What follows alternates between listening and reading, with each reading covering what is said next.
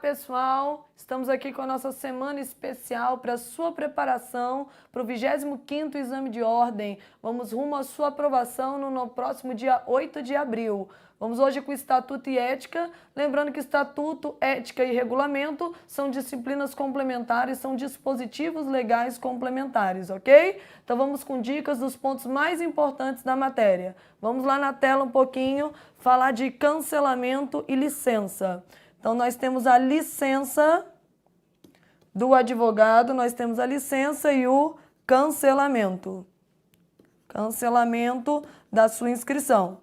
Quando o advogado ele é licenciado, ele é advogado, ele ainda é advogado, e por algum motivo ele vai ser afastado, e quando esse afastamento temporário acabar, ele volta a advogar e vai voltar com o mesmo número de OAB. Ele nunca deixou de ser advogado, ele é advogado, por algum motivo foi afastado temporariamente, quando retornar ele volta e ele vai voltar a advogar com o mesmo número da OAB, tendo em vista que ele nunca deixou de ser advogado.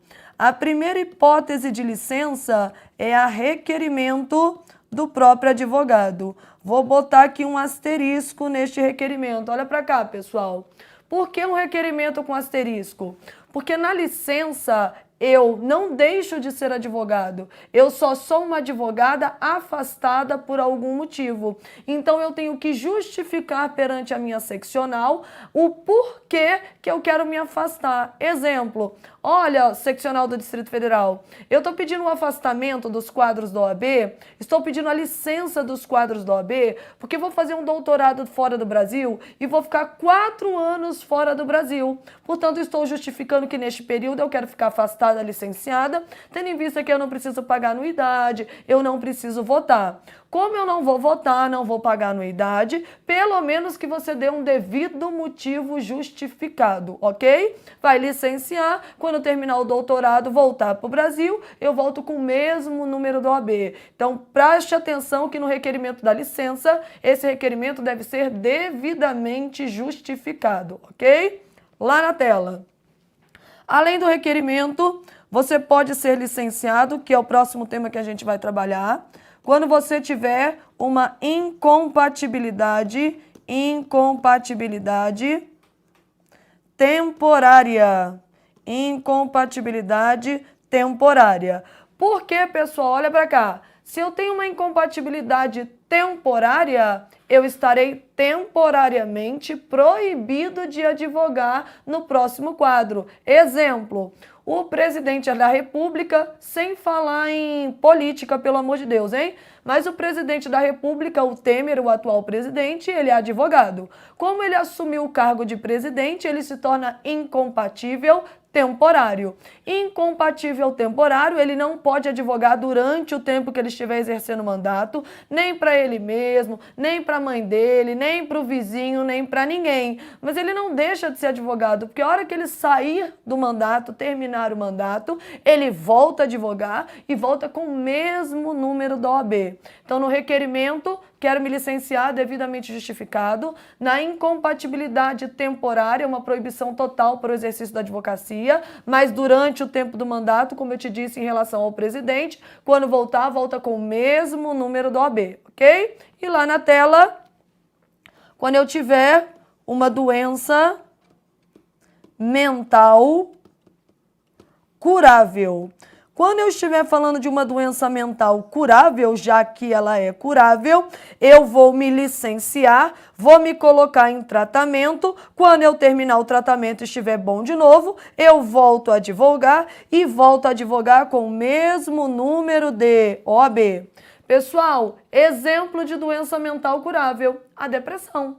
A depressão, às vezes, ela é tão grave, às vezes não é frescura, não é uma frescura. Às vezes a pessoa está com um problema tão grave, uma depressão tão profunda, que gera uma incapacidade para os atos da vida civil, inclusive para exercer a advocacia, para exercer o seu labor. A pessoa ela não pode ser punida porque ela está com depressão. Ela vai ser licenciada para o exercício da advocacia, vai para tratamento, curou, volta e volta com o mesmo número de OAB. Certo até aqui? Então, requerimento devidamente justificado na licença, incompatibilidade temporária e doença mental curável, as 3 possibilidades de licença. Agora vamos para o cancelamento lá na tela.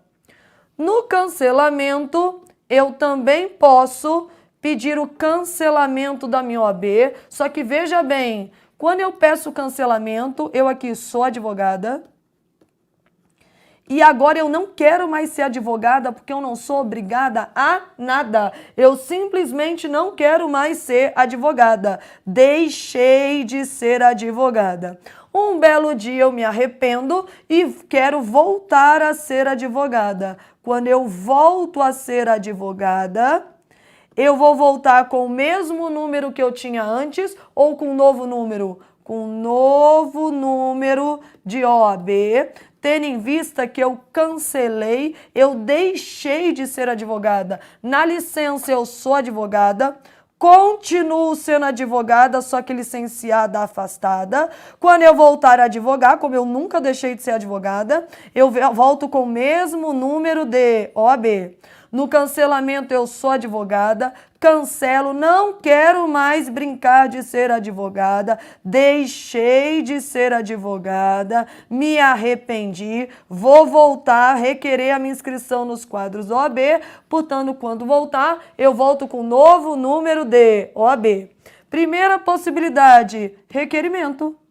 Só que esse requerimento aqui eu não vou colocar um asterisco. Porque, olha pra cá, pessoal, ninguém é obrigado a nada nessa vida. Se eu virar para a OAB e falar, não quero mais ser advogada, por que justifique? Não tem justificativa, não quero mais ser advogada. Se eu não quero mais ser advogada e não estou dando um devido motivo para isso, minha carteirinha será cancelada, eu serei retirada dos quadros da OAB. Posso um dia me arrepender e querer ser advogada de novo? Posso, aí eu vou requerer minha inscrição nos quadros de novo e vou voltar com um novo número de OAB. Por isso que lá na licença, o seu requerimento para ser licenciado deve ser devidamente justificado, porque você ainda é um advogado afastado provisoriamente, porque pediu para fazer um curso, para morar fora do Brasil, para cuidar de um parente, enfim. Se você não justifica em hipótese nenhuma e simplesmente não quer ser mais advogado, basta pedir, requereu e a sua OAB será cancelada. Tudo bem até aqui? Volta lá no quadro. Além do requerimento, nós temos a incompatibilidade definitiva. A temporária, ela gera uma licença, até porque ela é temporária. A definitiva daqui a pouco, se você é incompatível, você não pode advogar em hipótese nenhuma. E se você não pode advogar em hipótese nenhuma, nem para você, nem para sua mãe, nem para o seu vizinho, enquanto você estiver naqueles cargos, a exemplo de cargos do judiciário, policial, todos eles geram uma incompatibilidade definitiva. Quando você se tornar incompatível definitivo, sua OAB será cancelada. E o dia que você é juiz agora, por exemplo, se aposentar, você volta, pode pedir a inscrição de novo, mas volta com um novo número de OAB. Tudo bem daqui? Terceira situação, se você for excluído dos quadros da OAB, vamos falar disso daqui a pouquinho mais à frente. A exclusão é punição, olha para cá, pessoal, exclusão é punição por falta gravíssima. Nós temos 4 penalidades no Estatuto.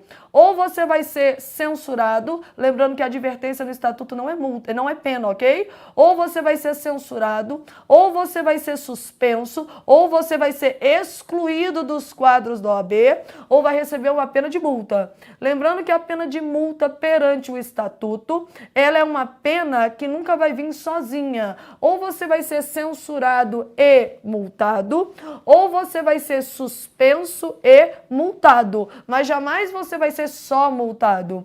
E por que não tem multa com exclusão? Porque se você for excluído, você não faz mais parte dos quadros do OAB, não teria sentido punir uma pessoa que não é mais advogado com uma penalidade pecuniária. Então, ou censura com multa, ou suspende com multa, não tem exclusão com multa e não tem só pena de multa. Tudo bem até aqui?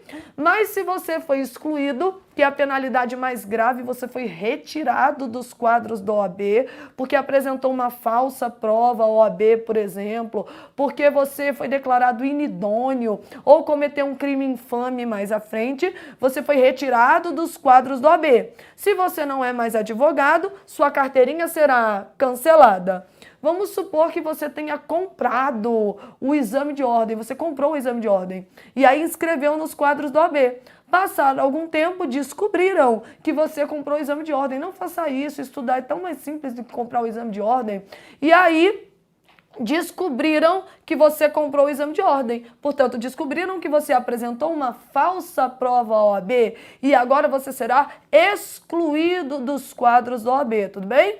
Pode ser que um dia você volte? Pode, desde que você passe no exame de ordem de verdade, né, e não entre no critério de ser declarado inidôneo, enfim, que é um dos requisitos para requerer a inscrição nos quadros da OAB lá no artigo 8º, não tem problema nenhum, ok? Então lá na tela, requerimento sem o asterisco, porque não precisa da justificativa, porque eu estou cancelando.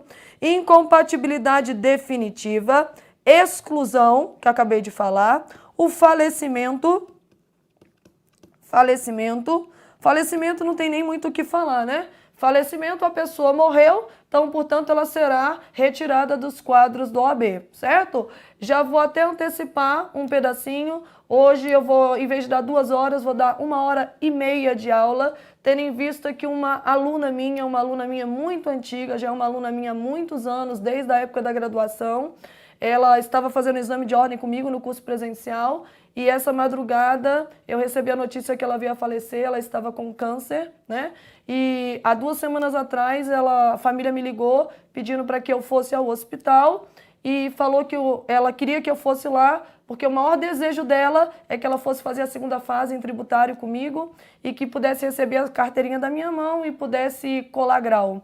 Isso por volta de 1h15 da manhã nessa madrugada.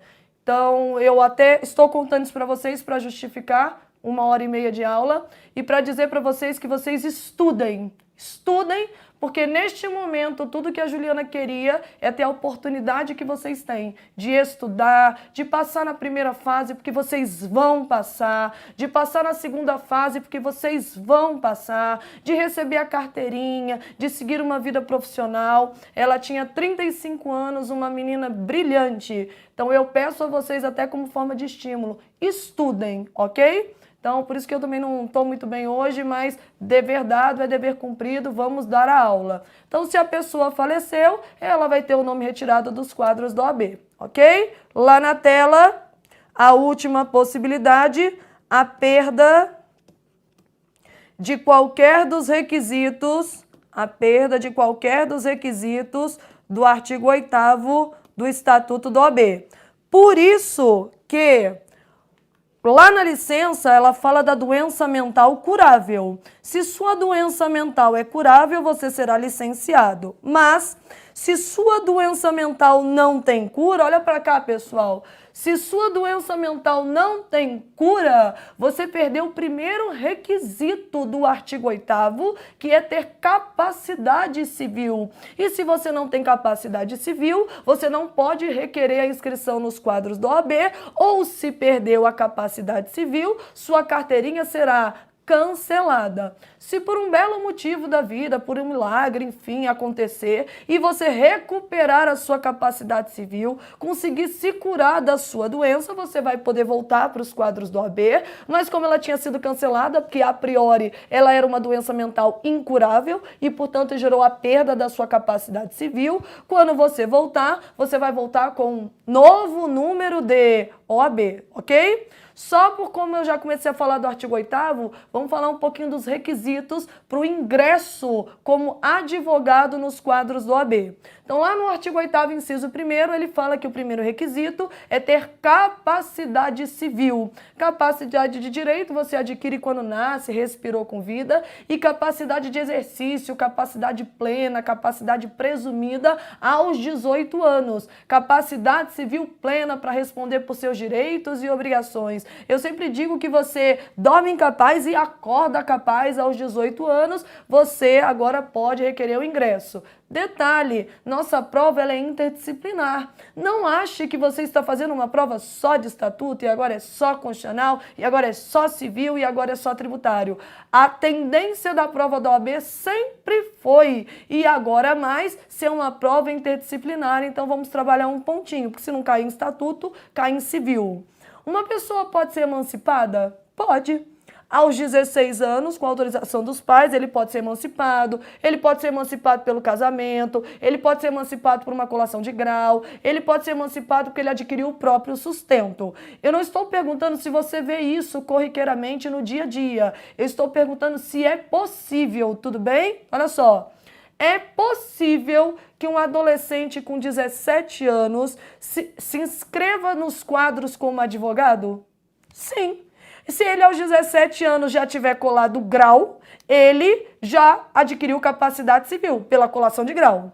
E ele, no 9º semestre, já tinha sido aprovado no exame de ordem. Lá com 16 para 17 no 9º semestre, ele já tinha sido aprovado no exame de ordem. Com 17 anos, colou grau, foi emancipado, tem capacidade civil. Aí veio a história do título de eleitor, que eu vou falar, enfim. Vai prestar o compromisso solene, personalíssimo, e ele vai virar advogado. É uma possibilidade. Difícil? Sim. Acontece com muita frequência? Não. Mas é possível? É possível. Tudo bem até aqui?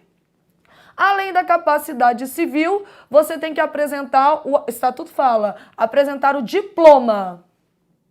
Só que você não pode ler só o estatuto, você tem que ler o estatuto, neste momento o regulamento e o código de ética também, pelo amor de Deus. Pelo estatuto, você tem que apresentar um diploma. Só que por que o regulamento vai dar uma relativizada? Porque às vezes o diploma demora demais para sair, a universidade entra em greve e ele não pode prejudicar o exercício da sua profissão. Então, pelo estatuto, você apresenta o diploma e vem o regulamento e fala. Mas pode apresentar também o certificado de conclusão de curso ou histórico escolar autenticado. Então, se você apresentar o certificado de conclusão e o histórico escolar autenticado, você também já tem os documentos necessários para requerer a sua inscrição nos quadros do OAB. Então, capacidade civil, diploma ou certificado de conclusão histórico escolar autenticado, tudo bem daqui? Título de eleitor para os brasileiros, sejam homens ou mulheres, quitação com serviço eleitoral, com as suas obrigações eleitorais, o serviço militar obrigatório para os brasileiros e para os homens, porque até o presente momento, serviço militar não é obrigatório para as mulheres, capacidade civil, diploma ou certificado de conclusão de curso com histórico escolar autenticado, título de eleitor, quitação com serviço militar obrigatório, de preferência, amém, aprovação no exame de ordem, agora no dia 8 de abril na sua primeira fase e lá no dia 27 de maio na sua segunda fase. Fiquem tranquilos, gente, vai passar. Ai, professora, falta tão pouco tempo, graças a Deus, porque tem que chegar dia 8 de abril para você poder ser aprovado e para você poder ir para a segunda fase, porque pode não parecer, mas amém, existe vida após OAB. Então, a aprovação no exame de ordem. Você também tem que prestar o compromisso solene, personalíssimo. Isso aqui não é 8.112, Lei dos Servidores Públicos Federais, que você pode tomar posse por procuração, ok? Aqui no exame de ordem, quando você passa no exame de ordem e vai requerer a inscrição nos quadros do OAB, esse compromisso é um ato solene, personalíssimo. Você não pode fazer o compromisso nem por procuração. Vez em sempre, eu vou bem ali na seccional e entregar a carteirinha para os meus alunos, já que eu acompanho eles primeira, segunda fase, vou lá entregar a carteirinha porque comemorar faz parte da vida. Um belo dia eu estava lá para entregar a carteirinha para um grupo de alunos e percebi que uma aluna não chegava. Meu Deus, cadê minha aluna? Cadê minha aluna? Vai lá intrometida e liga. Fulana, cadê você? Aí ela fala, professora, não vou poder comparecer na solenidade, descobri que estou grávida, com descolamento de placenta num grau alto, não posso, professora, estou internada. Maria Cristina, pode falar, peraí que eu vou pegar uma procuração para fazer o compromisso por você? Não, ela não prestou o compromisso naquele dia. Cuidou primeiro da saúde, porque quem tem saúde tem tudo. Cuidou da saúde, colou a placenta. Uma vez colada a placenta, remarcou, foi lá e prestou o compromisso solene, personalíssimo. E hoje é uma belíssima advogada, ok? Então fique com isso na sua cabeça. Capacidade civil, diploma ou certificado de conclusão de curso histórico escolar autenticado, título de eleitor, quitação com as obrigações militares, aprovação no exame de ordem, amém. Você presta o compromisso e você não pode praticar nenhuma atividade incompatível, que é o próximo tópico que eu vou trabalhar com vocês, não ser incompatível e não ser inidôneo. Você tem que ser uma pessoa idônea, honesta, proba, e essa idoneidade, ela pode ser declarada de próprio punho. Tudo bem até aqui? São os requisitos para você ingressar como advogado nos quadros do OAB, ok? Vamos trabalhar agora um pouquinho em compatibilidade e impedimento aqui na tela. Deixa eu abrir uma tela em branco aqui. Passado este momento, vou fazer um desenho para vocês. Nós temos aqui as situações de incompatibilidade, incompatível. E o incompatível, ele pode ser um incompatível definitivo ou ele pode ser um incompatível temporário. Deixa ele bem aqui. E eu ainda posso ter situações de impedimento. Impedimento, certo? Vou até mudar aqui a cor da caneta. Aqui eu vou botar os membros do Poder Legislativo. E aqui eu vou escrever o resto, depois eu trabalho quem é o resto, ok? Tudo bem, vamos dar aqui a cor da caneta. Aí. Vou dar um azulzinho aqui. O incompatível, eu vou botar aqui o pessoal do judiciário. Muito clara essa caneta. O pessoal do judiciário. Ministério Público, Tribunal de Contas, cartório, policial, os militares, ok? Os gerentes de instituições financeiras, o fiscal de tributo, coletor de tributos lá da época do Robin Hood, pois bem, o auditor da Receita Federal. Certo? E os diretores. E esses diretores aqui, eu vou botar com asterisco, depois eu falo deles, ok? Então, olhando aqui. Se você achar qualquer uma dessas pessoas aqui, então, por exemplo, se você for um juiz, o juiz é um cargo do judiciário, mas não precisa ser só o juiz. Leia-se os magistrados e até mesmo os técnicos judiciários, nível médio, e os analistas judiciários, nível superior. Todo mundo que trabalha no judiciário, eles são incompatíveis. E a incompatibilidade, ela gera uma proibição total para o exercício da advocacia. Você não pode advogar em hipótese nenhuma. Se você se tornar incompatível, você não pode advogar para você em causa própria, você não pode advogar para sua mãe, para o seu vizinho, para o seu amigo, para um estranho. Você não advoga em hipótese nenhuma. Vai ter que contratar um advogado para advogar para você, que é o artigo 28 do Estatuto, então lá no quadro. A incompatibilidade gera uma proibição total para o exercício da advocacia, ok? Essa incompatibilidade, ela pode ser definitiva ou ela pode ser temporária. Se ela for definitiva, ela vai gerar o cancelamento da sua inscrição. Lembra disso? Aqui, ó. A incompatibilidade definitiva gera um cancelamento da sua inscrição. E o dia que essa incompatibilidade desaparecer da sua vida, se você voltar para os quadros do OAB, você vai voltar com um novo número de OAB.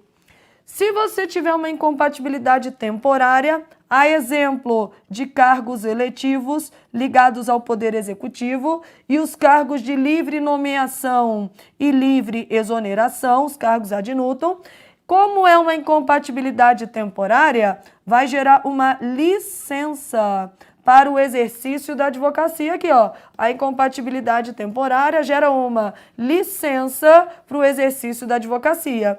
E o dia que acabar sua incompatibilidade temporária, você volta com o mesmo número de OAB. Tudo bem até aqui? O impedimento, ele gera uma proibição parcial para o exercício da advocacia, que é o artigo 30 do Estatuto da OAB. A incompatibilidade está no 28 do Estatuto da OAB. Quando você é impedido, por exemplo, os membros do Poder Legislativo, eles possuem impedimento parcial para advogar.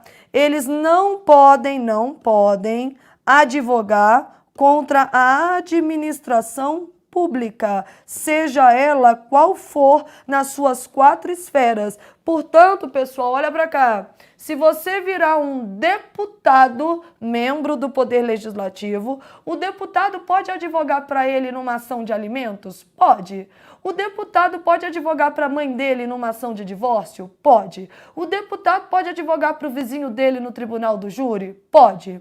O deputado pode entrar com uma ação contra a União? Não. Contra o DF? Não. Contra o Estado? Não. Contra o município? Não. Nem autarquia, nem fundação, nem empresa pública, nem sociedade de economia mista, porque possui um impedimento e não pode advogar contra ninguém da administração pública, seja administração pública direta ou indireta, federal, estadual, municipal ou distrital, ele possui um impedimento. Segura isso. Então, olhando aqui para o quadro, se você virar policial civil, ó, o policial civil, ele tem uma incompatibilidade. Ele não pode advogar em hipótese nenhuma, mas na tela, o policial civil, por exemplo, possui uma incompatibilidade definitiva, tendo em vista que ele exerce a função como profissão durante um longo tempo. A carteirinha dele vai ser cancelada e o dia que ele aposentar, se ele quiser se inscrever de novo nos quadros da OAB, ele volta com um novo número de OAB. O militar, seja exército, aeronáutica, marinha, não interessa, ele também é incompatível definitivo, cancela a carteirinha e quando aposentar, se quiser, se inscreve e vai voltar com um novo número de OAB. Todo mundo do Judiciário, Ministério Público, Tribunal de Contas, cartório, quem trabalha no cartório, gera uma incompatibilidade definitiva, sua carteirinha será cancelada e o dia que você sair desta incompatibilidade, se quiser requerer a sua inscrição, vai voltar com um novo número de OAB. Gerentes de instituições financeiras, banco. Se você for pensar, é o único pessoal dessa escala que está numa instituição privada. Os gerentes de instituições financeiras, leia-se banco, se eles tivessem a possibilidade de advogar num cargo ainda mais de gerência, eles iam fazer barganha. O dinheiro é muito bom, mas às vezes ele é o mal da humanidade. E daqui a pouco ele está fazendo captação de clientela, agenciamento de clientela. Portanto, gerentes de instituição financeira, eles não podem advogar em hipótese nenhuma enquanto estiverem no cargo, vão gerar uma incompatibilidade. Tudo bem? Além deles, eu falei para vocês os fiscais de tributo, que é como está escrito na letra da lei. O fiscal de tributo na esfera federal, o cargo que detém essa competência é o cargo de auditor da Receita Federal, que vai efetuar o lançamento dos tributos. Se um auditor pudesse advogar, ele ia fazer isso aqui, ó. Ninguém mais advogava em tributário, chegava lá no auditor da Receita Federal, o auditor virava e falava, peraí. Se você me contratar como advogado, tá tudo ok. Me contrate como advogado, que eu dou um jeito aqui, eu zero sua dívida agora. Pelo menos tua multa tá zerada. Ia gerar captação de clientela e uma concorrência desleal dentro da advocacia. Portanto, os fiscais de tributo, eles são incompatíveis para o exercício da advocacia. Não podem advogar em hipótese nenhuma. O dia que aposentar, enfim, se quiser volta, mas volta com um novo número do OAB. Ok? E na tela, Eu coloquei para vocês os cargos de direção e botei um asterisco. Porque esse cargo de direção, para gerar uma incompatibilidade, tem que ser um diretor com poder de voto.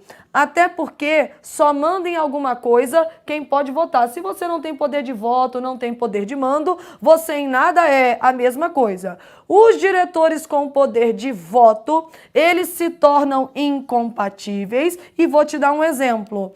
Olha aqui, nós temos as agências reguladoras, correto? Agências reguladoras, direito administrativo. Vamos trabalhar com a ANTAQ. A ANTAQ, a Agência Nacional de Transportes Aquaviários, tem a sua diretoria.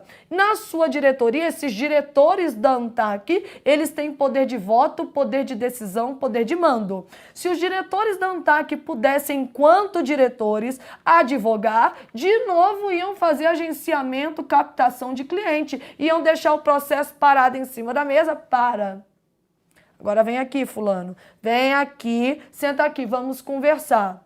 Se você me contratar como advogado, eu tenho o poder de mando, o poder de caneta, eu dou a decisão que você quiser. Isso viola, inclusive, o princípio da impessoalidade, ok? Então, os diretores com poder de voto, com poder de mando, pela possibilidade de barganha, eles são incompatíveis. Mas incompatíveis definitivos ou temporários? Temporários, enquanto estiverem no mandato de direção, eles não podem advogar. Então, lá no quadro, são incompatíveis, os diretores com poder de mando são incompatíveis temporariamente, enquanto estiverem no mandato, e serão, portanto, licenciados. O dia que acabar, volta a advogar e volta com o mesmo número de OAB. Assim como presidente da República, governador e prefeitos também são incompatíveis temporários. Incompatíveis temporários serão licenciados durante o tempo do mandato, lá de 4 anos. Quando acabar o mandato, vão voltar, mas vão voltar com o mesmo número de OAB, porque nunca deixaram de ser advogados, só estavam licenciados provisoriamente, temporariamente, certo? Falei para vocês dos membros do Legislativo, deputados federais, estaduais, distritais, os vereadores, os senadores, eles são impedidos de advogar contra a administração pública. E aí vem o nosso resto, tudo bem? O procurador federal. O procurador federal não é do Judiciário, não é do Ministério Público, não é do Tribunal de Contas, ele não é militar, ele não é policial, ele não é do cartório, ele não é presidente, prefeito, governador, eu não posso falar que ele é incompatível.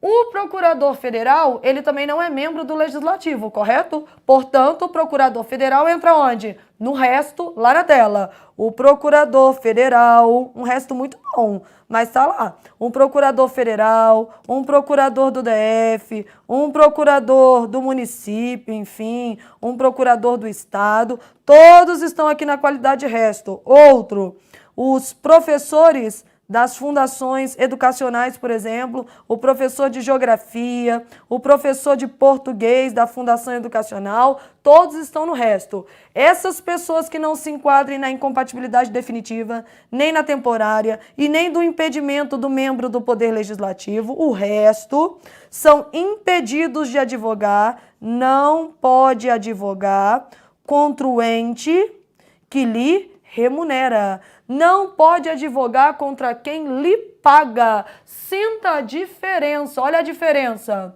O deputado federal, ele é impedido de advogar contra toda a administração pública, direta ou indireta, na esfera federal, estadual, distrital ou municipal.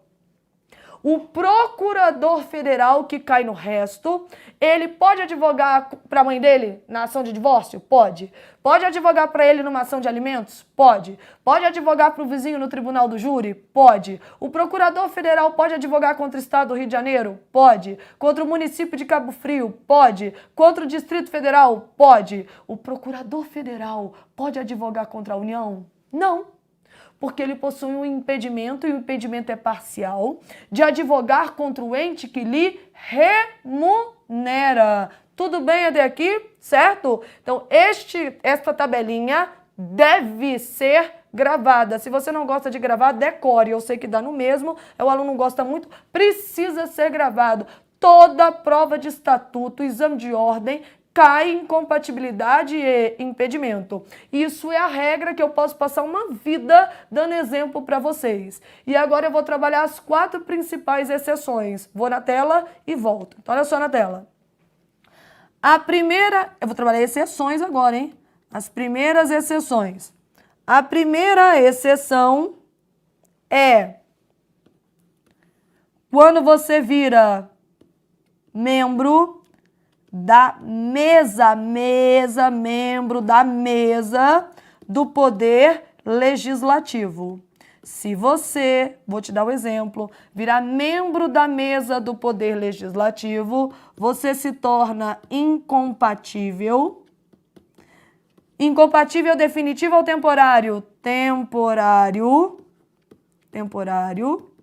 Durante o tempo que você estiver no mandato da mesa, que é de 2 anos. Quando acabar o mandato, você volta e volta com mesmo número de OAB. Tudo bem até aqui? Então, sinta a diferença. Maria Cristina, advogada, virou deputada. Como deputada, eu sou impedida de advogar contra toda a administração pública.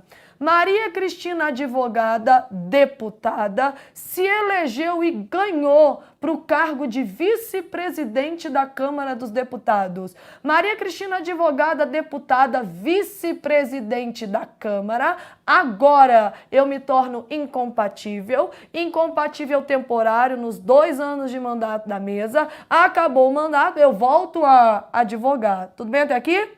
Maria Cristina agora, advogada, virou vereadora legislativo municipal. Como vereadora, eu sou impedida de advogar contra toda a administração pública, direta ou indireta, nas 4 esferas. Só que agora Maria Cristina, advogada vereadora, se candidatou e ganhou para o cargo de presidente da Câmara de Vereadores. Como presidente da Câmara de Vereadores e agora membro da mesa do Poder Legislativo, Maria Cristina se torna incompatível temporário durante os 2 anos de mandato da mesa. Acabou o mandato, eu agora volto a advogar e volto com o mesmo número de OAB. Tudo bem até aqui, gente? Isso despenca, não cai não, pelo amor de Deus. Primeira exceção. Segunda exceção, ser professor, coordenador ou diretor do curso de Direito. Leia-se a docência, o magistério jurídico. Tudo bem? Se você for professor, diretor ou coordenador do curso de Direito, você é livre para advogar. Olha que beleza! Você é livre para advogar, que é o artigo 30, parágrafo único do Estatuto da OAB. Ele fala lá no 30, pessoal, que os impedimentos aplicados nesse artigo não se aplicam ao magistério jurídico, à docência jurídica. E eu estou falando de universidades públicas, né? Porque na privada você faz o que você quiser, já fazia o que quisesse. Portanto, agora Maria Cristina, advogada, vai virar professora da Universidade Federal de Pernambuco, ok? Professora da Universidade Federal de Pernambuco de Direito Tributário. Ponto.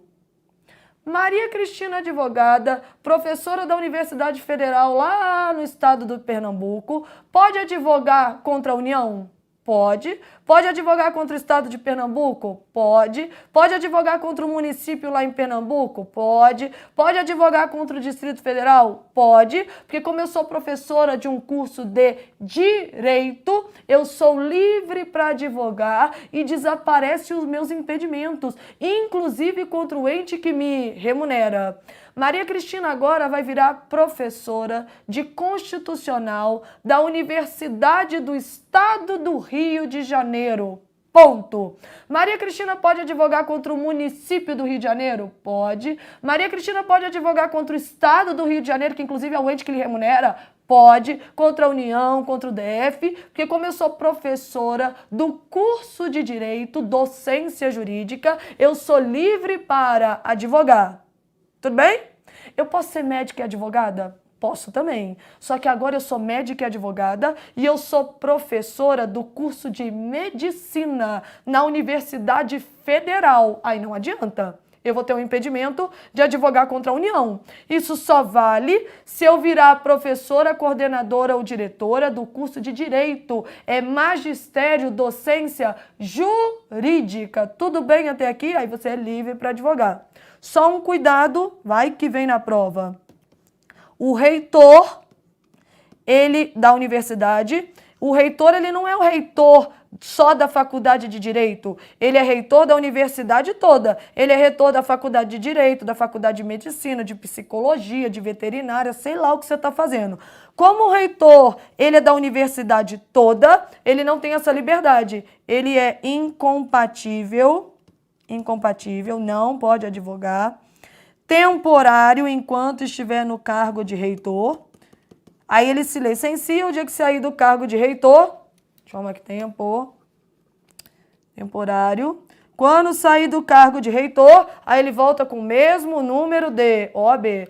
Muito cuidado com essa história, hein? Membros da mesa do Poder Legislativo se tornam incompatíveis temporários. A docência e o magistério jurídico geram uma liberdade para advogar. Certo até aqui? Terceira exceção. O procurador-geral. O procurador-geral. O procurador-geral, ele tem exclusividade no desempenho do cargo. Portanto, o procurador-geral, ele só pode advogar, só advoga para o ente que lhe remunera. Sinta a diferença. O procurador-geral é o chefe, pessoal. Eu tenho o procurador-geral federal. E o procurador federal, 1, 2, 3, 4, 5, 6. Eu tenho o procurador-geral do DF. E tenho o procurador do DF, 1, 2, 3, 4, 5, 6. Pois bem, o procurador do DF, ele é impedido de advogar contra o DF. O procurador-geral do DF só pode advogar para o DF pela exclusividade no desempenho do cargo. O procurador federal, 1, 2, 3, 4, o procurador federal, ele não pode advogar contra a União, que é o ente que lhe remunera. O procurador-geral federal, ele só advoga para a União, porque ele tem exclusividade no desempenho do cargo. Outro, tudo é mediante treinamento.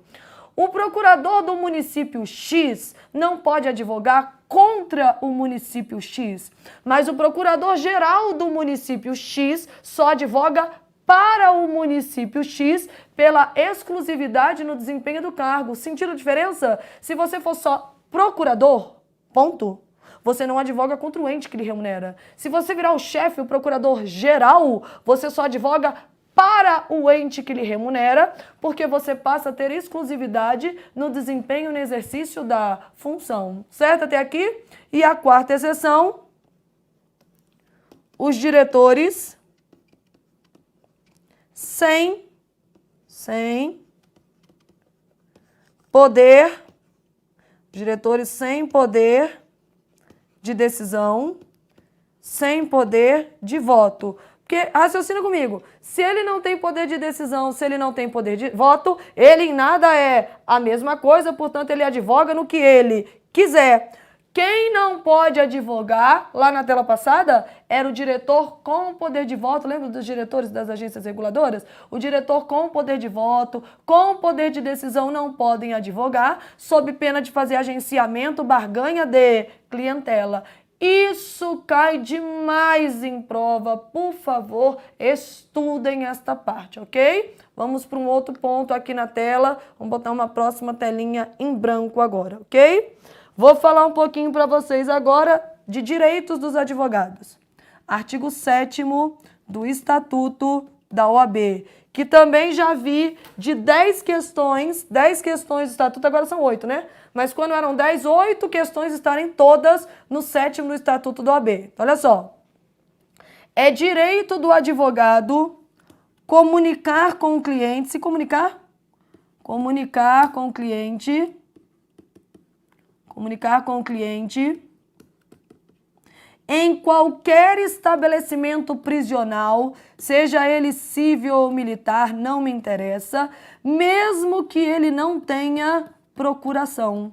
É direito do advogado comunicar com o seu cliente em qualquer estabelecimento prisional, civil ou militar, mesmo que ele não tenha procuração. Olha para cá, pessoal. E não pode, eu estou falando de teoria, hein? O sistema penitenciário não pode, na prova, barrar a entrada de um advogado numa papuda, seja lá o que for, tendo em vista que, daqui a pouco eu vou trabalhar outro ponto para puxar isso aqui. Se um processo estiver tramitando em sigilo, se um inquérito estiver tramitando em sigilo, se ele está em sigilo, qualquer do povo pode olhar? Não. Se qualquer do povo não olha, qualquer advogado também não olha, ele vai precisar de procuração para ter acesso aos autos do inquérito, para ter acesso aos autos do processo. Se você não deixar ele entrar no presídio para pegar a procuração, ele não vai ter essa procuração nunca, porque o camarada está preso. Se o camarada não pega a procuração, ele, porventura, não vai poder olhar um processo ou um inquérito policial que tramite em sigilo. Por isso que é direito do advogado ingressar em qualquer estabelecimento prisional, civil ou militar, mesmo sem procuração, porque vai que o processo ou inquérito tramita em sigilo e aí qualquer do povo não olha, qualquer advogado também não olha, o advogado para olhar só vai olhar se tiver procuração. Tudo bem até aqui? Então vamos lá na tela. Outro direito importante do advogado vamos falar de prisão do advogado. O advogado, ele só pode ser preso em flagrante, vou falar aqui, ele só pode ser preso por crimes cometidos no exercício da profissão, e se ele está cometendo um crime no exercício da profissão, isso aqui é o famoso crime infame. Vou fazer a diferença agora de crime infame para inidôneo. Presta atenção. Seja o inidôneo ou o crime infame, vai gerar sua exclusão dos quadros da OAB por 2/3 dos votos, ok? Não tem jeito. Pois bem, só que quando você é declarado inidôneo, é assim, ó.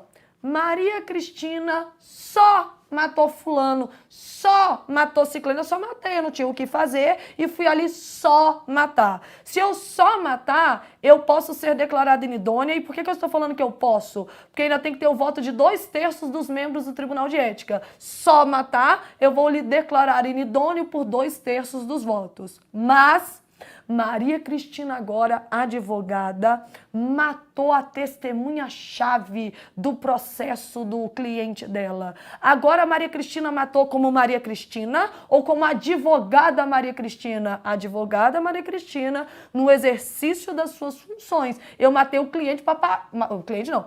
Eu matei a testemunha-chave do processo para beneficiar o meu cliente. E agora, neste momento, eu cometi um crime infame. O crime infame é aquele cometido no exercício da advocacia, que também, para me excluir, vai ter que ter o voto de 2/3 dos membros lá do tribunal. Outro, para fixar, Maria Cristina, advogada, não tem o que fazer, não tem o que fazer da vida e resolveu sair da aula e bem ali na esquina vender droga. Eu estou só vendendo droga. Maria Cristina vendendo droga na esquina vai ser declarada inidônea ou cometer um crime infame? Inidônea, porque eu estou vendendo droga como Maria Cristina, com 2/3 dos votos, Maria Cristina será excluída dos quadros do OAB.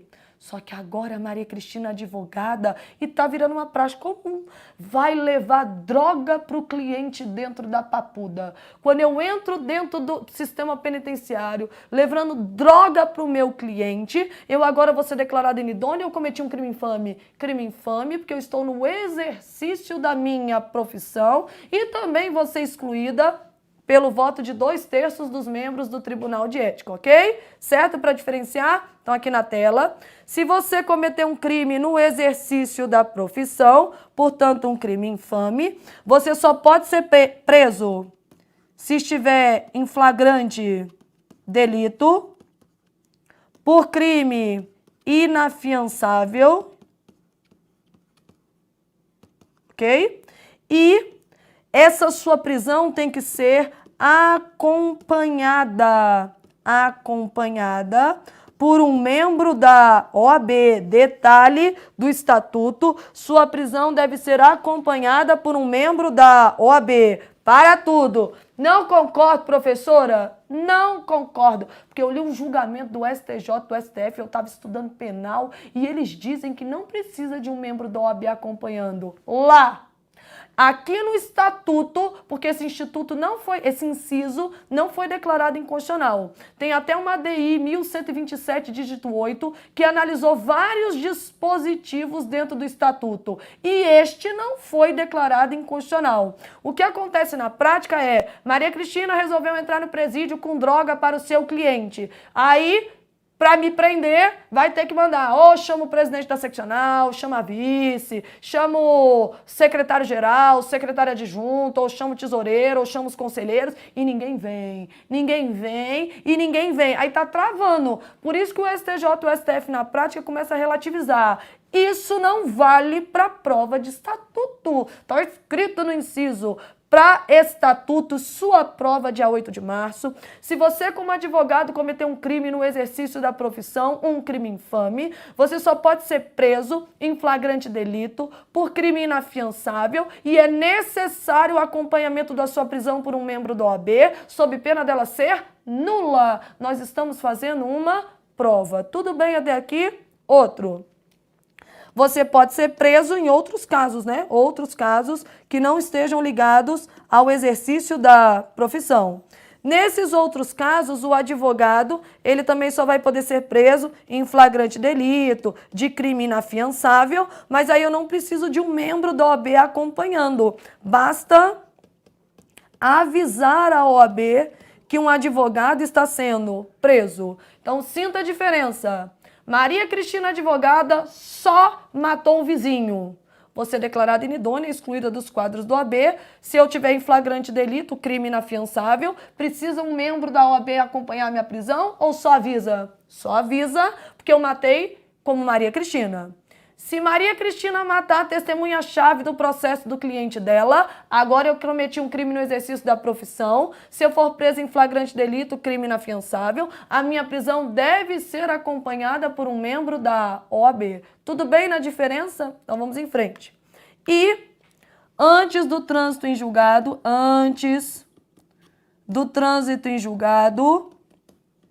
o advogado, ele só pode ser preso antes do trânsito, hein? Em sala de estado maior, ok? O que é uma sala de estado maior? Ah, é uma sala melhorzinha do que a vala comum, do que a cela comum. Só que essa vala comum, meu povo, só é até antes do trânsito em julgado. Porque depois que transitar em julgado é vala comum, igual todo mundo. E aí lá no inciso ele fala o seguinte, que antes do trânsito em julgado, o advogado será preso em sala de estado maior, assim reconhecida pela OAB. Olha na tela, sala de estado maior, e tá escrito, assim reconhecida pela OAB. Muito cuidado. Pega essa palavra reconhecida e risca. A ação direta de inconstitucionalidade 1127, dígito 8, declarou inconstitucional essa palavra reconhecida pela OAB, tendo em vista que é uma coisa lógica. Se a sala vai ser destinada dentro do sistema penitenciário e a sala é do sistema penitenciário, quem vai dizer o que é sala de estado maior é a OAB ou o próprio sistema penitenciário? O próprio sistema penitenciário. Tem que até ter uma sala de estado maior, ok? Deveria ter uma sala de estado maior, mas quem a reconhece como tal não é a OAB, é o próprio sistema penitenciário. E caso não exista sala de estado maior, onde você será preso? Prisão domiciliar. Só que é isso antes do trânsito julgado, né? Então, só para completar o esquema, caso não exista sala de estado maior, aí você fica em prisão domiciliar. Certo? Até aqui? Ok? Então, vamos para o próximo. Vamos falar um pouquinho agora de sustentação oral.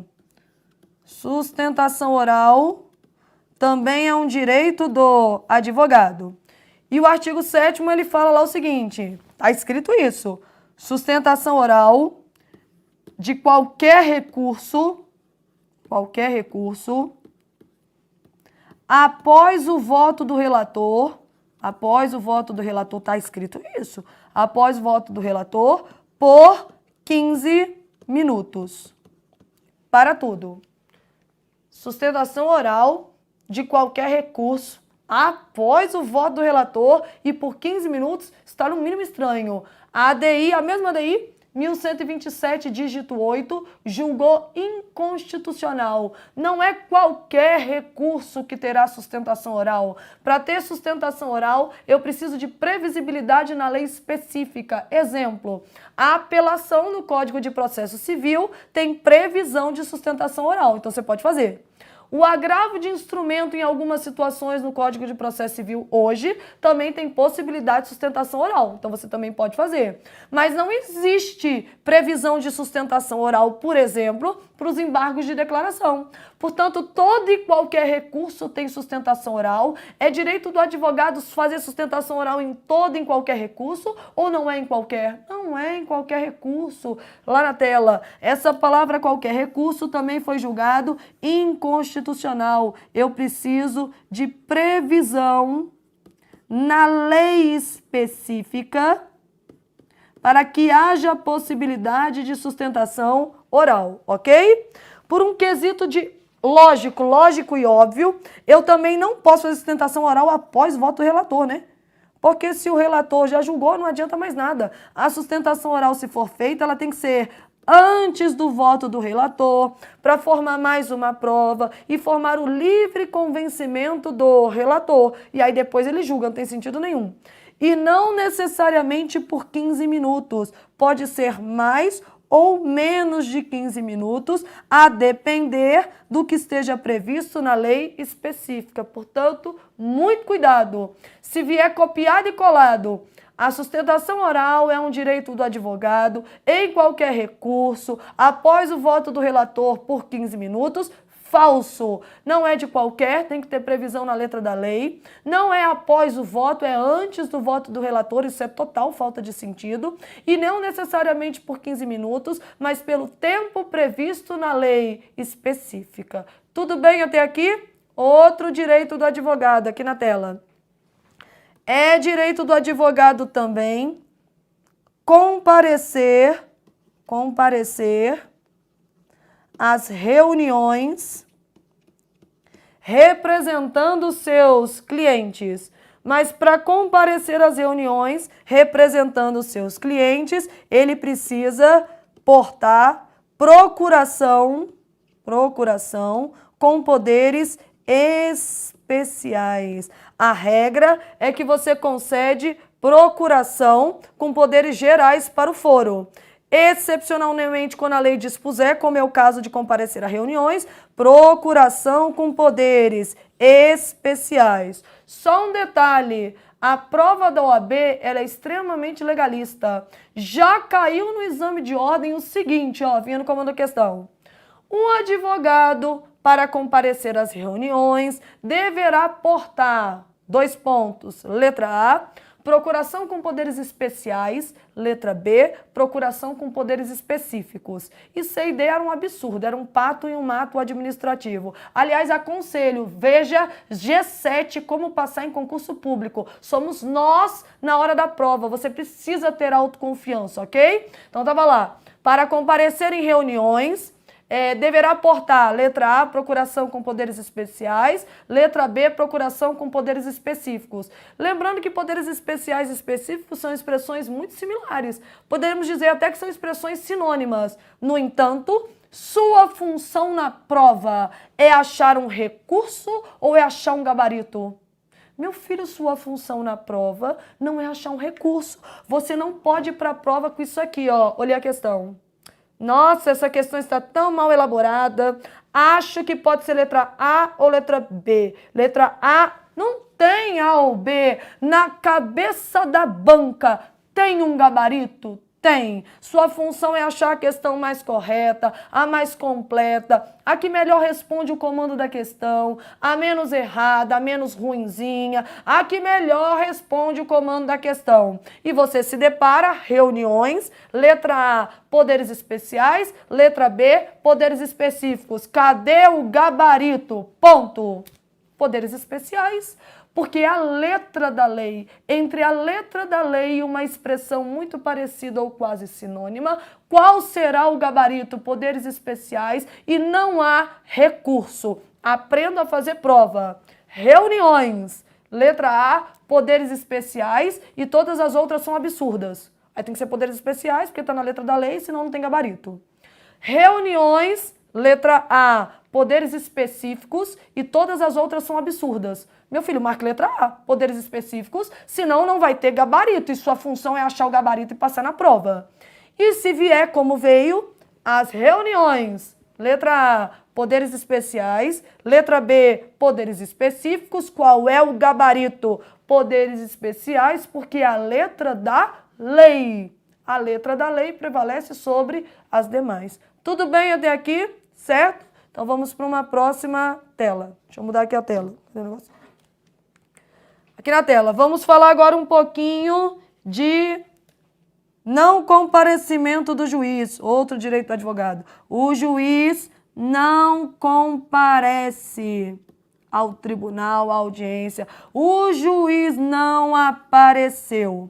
Se o juiz tiver aparecido, meu filho, senta e espera. Se o juiz não comparece, você, pelo estatuto, você tem que aguardar 30 minutos da data marcada para o início da sua audiência. Se após 30 minutos o juiz não comparecer, você notifica no balcão da vara e aí vai embora. Já vou botar outro esquema aqui. Se isso for em processo do trabalho, se for, por exemplo, numa reclamação trabalhista, e o juiz não comparece, aí você espera 15 minutos da data do início que estava marcado para a sua audiência, notifica o balcão da vara e vai embora.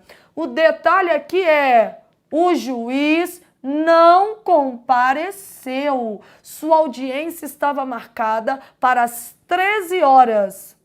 Só que o juiz veio, começou a primeira audiência ao meio-dia.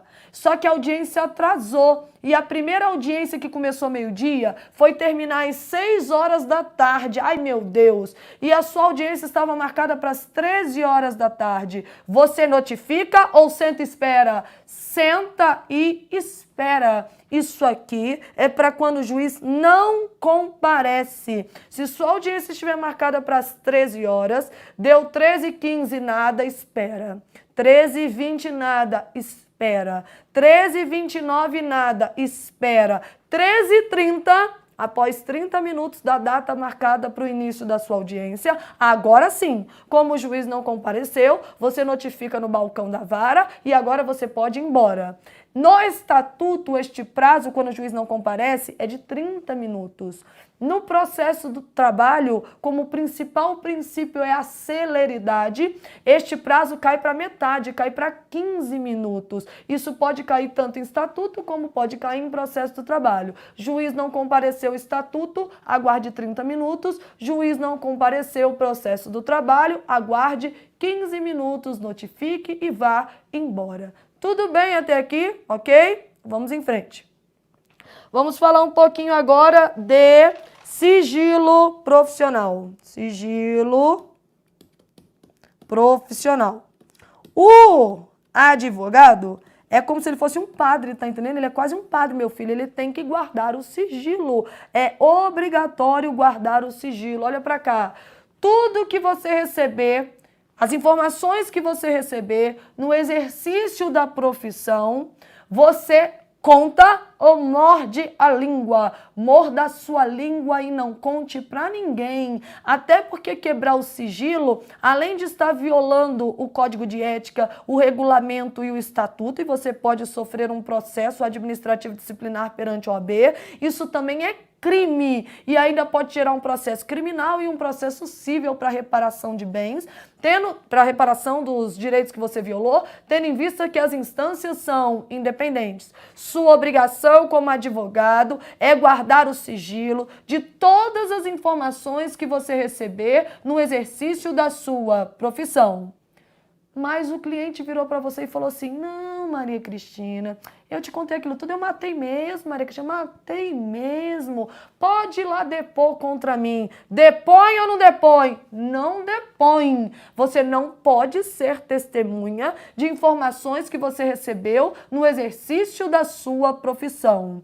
Mas agora o juiz está te intimando. Ai, meu Deus, agora é o juiz. O juiz está te intimando a ser testemunha e a prestar depoimento de informações que você recebeu no exercício da profissão. Vai depor ou não conta nada, não? Não conta. Nem se o juiz te intimar. É direito do advogado e quase um dever guardar o sigilo profissional. Você não pode contar as informações que você recebeu em razão do exercício da sua profissão. Vou além. Você estava na festa do seu filho, festa de 1 ano do seu filho, e um colega começa, tira uma dúvida, é porque eu tô com caso e quase não acontece. Eu tô com caso e eu tô com uma dúvida, sabe? Porque eu tô precisando entrar com um processo. Naquele momento, na festa do seu filho, o que você está realizando, pelo amor de Deus? Uma consultoria jurídica. E consultoria jurídica é um ato privativo de advogado. Naquele momento, na festa do seu filho, de 1 ano de idade, você está prestando uma consultoria jurídica, ato privativo de advogado. O que você escutar em razão deste ato, você não pode contar, você tem que guardar o sigilo e aproveitando ainda cobra a consulta. Que aí você já começa a consulta. No dia da festa do filho de 1 ano, aproveita e já paga a festa, ok? Então, consulta jurídica, assessoria jurídica e os cargos de direção jurídica são atos privativos de advogado. O que você escutar em razão do exercício da profissão não pode contar, tem que guardar o sigilo. Sempre? Ou existem exceções? Existem exceções que estão no Código de Ética, ok? Então, a regra é guarde o sigilo. Guarda o sigilo. Salvo se for caso de vida, honra ou afronta ao próprio advogado. O que é bem lógico, pelo amor de Deus, né?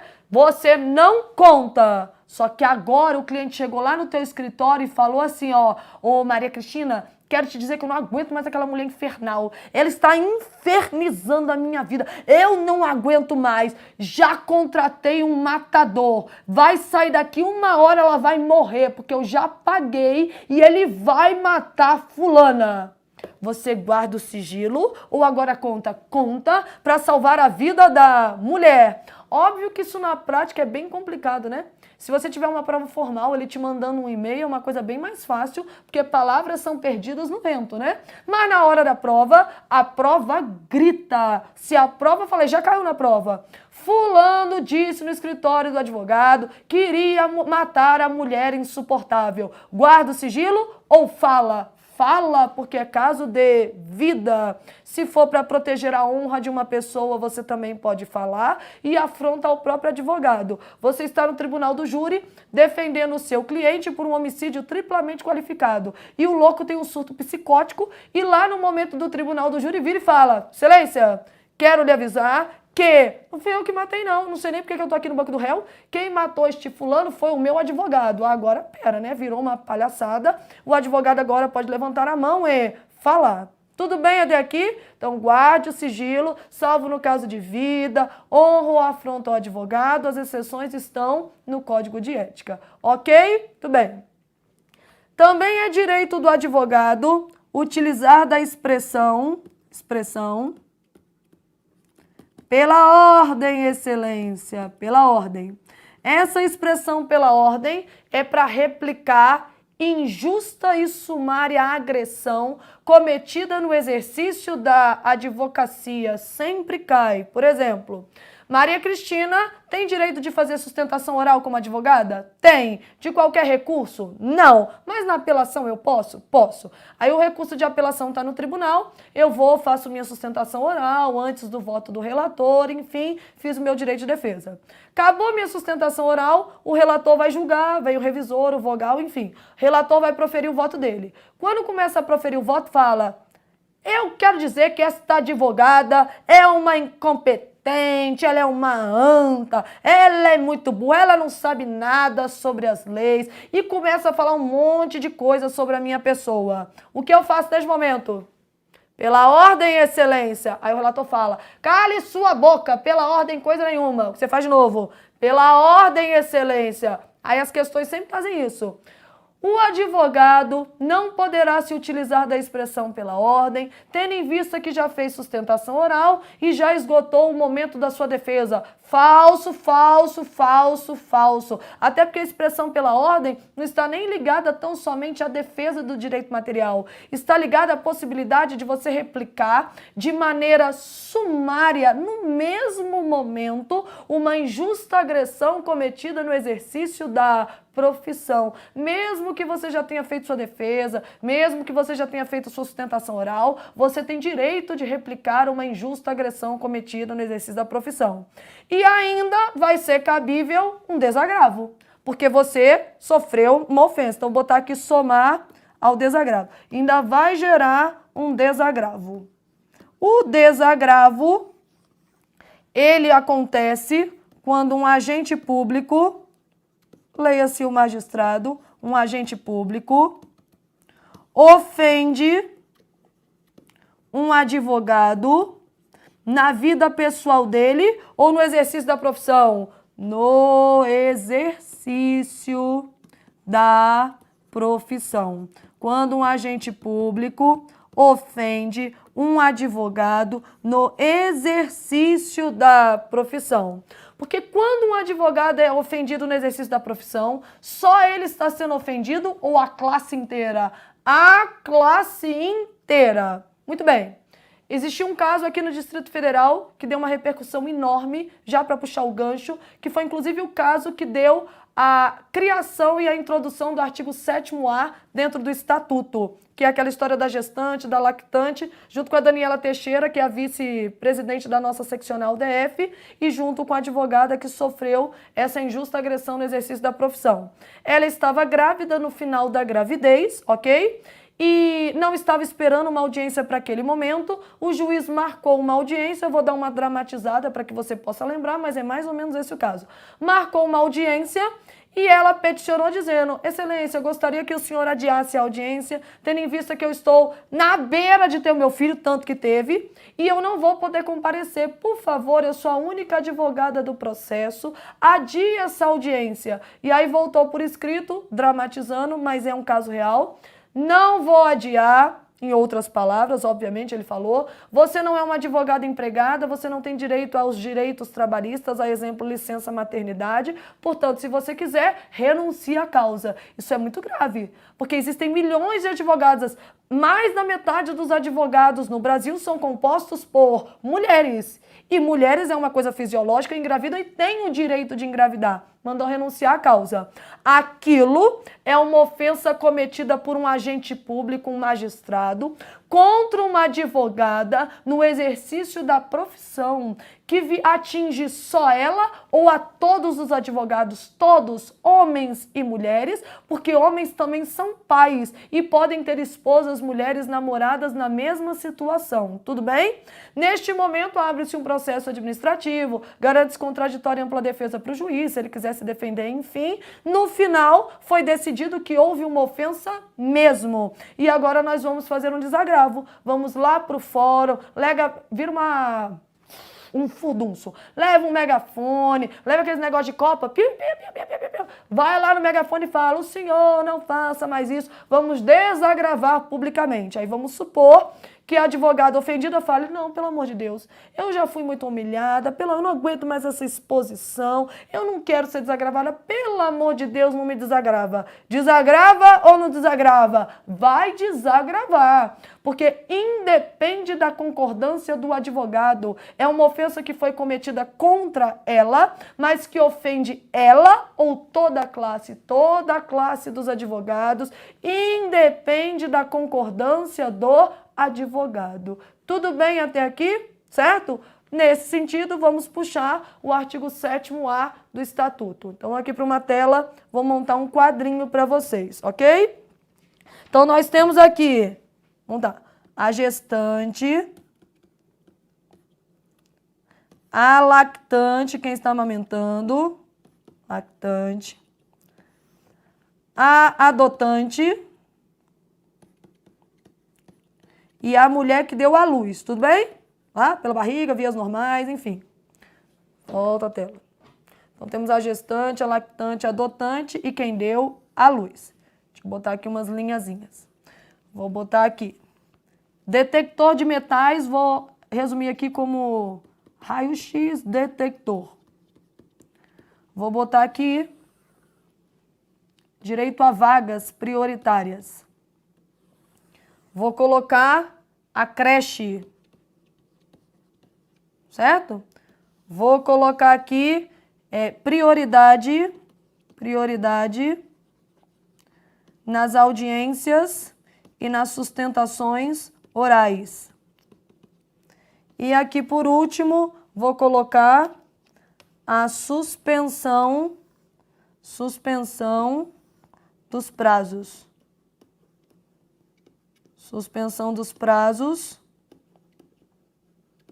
Quando for a única, inclusive alterou o 313 do CPC, a única advogada do processo e desde que notifique o cliente. O cliente não precisa concordar, mas tem que pelo menos avisar ele, para saber se ele quer continuar com você ou não. Notifique o cliente, ok? Deixa eu arrumar aqui minha tabela. Muito bem. Esse corresponde ao artigo 7º-A. Olha só. A gestante precisa passar no detector de metal, no raio-x, naquela rodinha lá que todo mundo passa para saber se você não tem uma arma, enfim. A gestante é obrigada a passar ou passa não? Não precisa. Por que a gestante tem direito a não passar no raio-x? Porque o bebê está dentro da barriga dela. Se o bebê está dentro da barriga dela, pode ser que o detector de metais, o raio-x, prejudique o bebê. A lactante tem esse direito? Não, porque o bebê já saiu, ela põe no carrinho, o carrinho de um lado, ela do outro. A adotante tem esse direito? Não, carrinho para um lado, adotante para o outro. Quem deu à luz tem esse direito? Não, carrinho para um lado, quem deu à luz para o outro. Raio-x detector de metal é para gestante, porque o bebê ainda está dentro da barriga dela, tudo bem? Vagas prioritárias, a gestante tem direito? Tem, gente. No início da gravidez tem que até fazer repouso. No final da gravidez a barriga pesa demais. Ela tem que parar próximo ao fórum porque aquela barriga é pesada. Ela tem direito a vagas prioritárias. A lactante tem direito a isso? Não, põe o bebê no carrinho e empurra. A adotante tem direito? Não, põe o bebê no carrinho e empurra. Quem deu à luz tem direito? Não, põe o bebê no carrinho e empurra. Detector de metal, raio-x, é só para gestante. Creche. Gente, isso aqui é quase uma norma programática, né? Mas entre nada e alguma coisa vale. Mas é uma ideia a ser atingida. Creche. A gestante precisa de creche? Não, o bebê nem nasceu ainda, tá dentro da barriga, não precisa de creche. A lactante, ok? Precisa. A adotante também. Quem deu à luz também. Aliás, isso deveria ser implementado não só nos tribunais, como em todas as repartições públicas e faculdades também. Uma mãe que leva um bebê ou um filho para uma faculdade para assistir aula, tá levando porque ela quer implicar com os colegas ou porque ela não tem opção? Ela não tem opção, ela precisa levar e ela precisa formar como você precisa formar. Tá faltando um pouco de empatia entre as pessoas. Se tivesse uma creche numa faculdade, num tribunal, ela poderia estudar com tranquilidade, ela poderia trabalhar com tranquilidade. É essa a ideia, mas é uma norma a ser atingida, ainda estamos caminhando entre nada e alguma coisa, pelo menos já está na letra da lei, ok? Prioridade nas sustentações orais. Todas têm direito à prioridade nas sustentações orais. Já pensou aquela mulher com barrigão ter que ficar esperando até 3 horas da manhã? A lactante, o menino vai começar a chorar morrendo de fome com cólica. A adotante em quem deu à luz, todas têm prioridade nas sustentações orais, ok? E suspensão dos prazos processuais quando for a única advogada. Por que que tem que ser a única advogada? Porque se tem outro advogado, o outro vai no lugar. Ela é a única advogada do processo, mas aí ela tem que avisar ao cliente que os prazos serão suspensos. E aí mora o problema.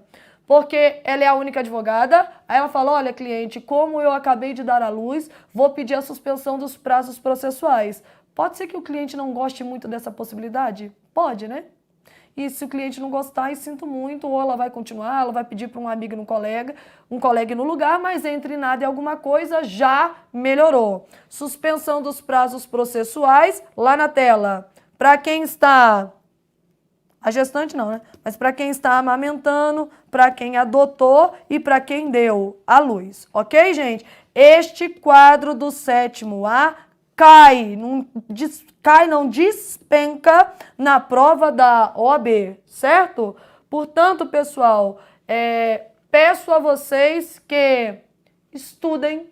Vocês nunca vão se arrepender do tempo que pararam para estudar.